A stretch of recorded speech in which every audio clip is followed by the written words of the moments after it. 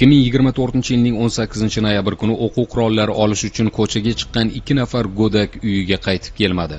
Bunga spirtli ichimlik ta'sirida rol boshqaruvga o'tirgan haydovchining belgilangan tezlikka amal qilmaganligi sabab bo'ldi. Mazkur hodisada Cobalt avtomashinasi yo'lni kesib o'tayotgan ushbu norasidalarni urib, ularning hayotiga nuqta qo'ydi. Sodir etilgan mudhish holatda bir nafar farzandning otasi bo'lgan 33 yoshli haydovchi jabrlanuvchilarga hatto yordam qo'lini ham cho'zmay oyog'ini gaz tepkisiga bosib juftakni rostlagan. Jinoyat ishlari bo'yicha Zomin tumani sudi tomonidan Baxmal tumanida o'tkazilgan ochiq sud majlisida ushbu ish ko'rib chiqildi.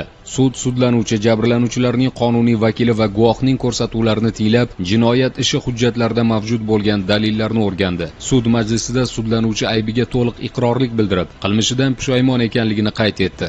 Shuningdek, jabrlanuvchilarning qonuniy vakili, guvohlarning ham ko'rsatuvlari eshitildi. Sud ichki ishlar organlari xodimlarining hodisa joyini, transport vositasining texnik holatini ko'zdan kechirish bayonnomalari, alkotester natijasi, sudga oid ekspertiza xulosalari hamda jinoyat ishida to'plangan boshqa dalillar yig'indisi bilan tasdiqlangan va odamlar o'limiga sababchi bo'lishda ifodalangan jinoiy harakatga baho berdi. Sud hukmi bilan sudlanuvchi aybli deb topildi va unga 3 yil muddatga avtomashina boshqarish huquqidan, 9,5 yil muddatga ozodlikdan mahrum qilish jazosi tayinlandi. Bundan tashqari jabrlanuvchining qonuniy vakili foydasiga 145 million so'm moddiy va ma'naviy zararni undirish ko'rsatib o'tildi. Jazo manzil qonuniyatida o'tatilsin. Jazoni o'tash muddati 2024-yil 19-noyabr kunidan boshlab hisoblansin. Bunga nisbatan qo'llanilgan qamoq qolish tarzidagi ehtiyot chorasi aslicha qoldirilsin. Jabrlanuvchining qonuniy vakili sudlanuvchidan yetkazilgan moddiy va ma'naviy zarar uchun 145 million so'm undirilsin. Mazkur moddiy va ma'naviy zararlarni undirish Azamovga tegishli bo'lgan Cobalt rusumli avtomashinaga qaratilsin.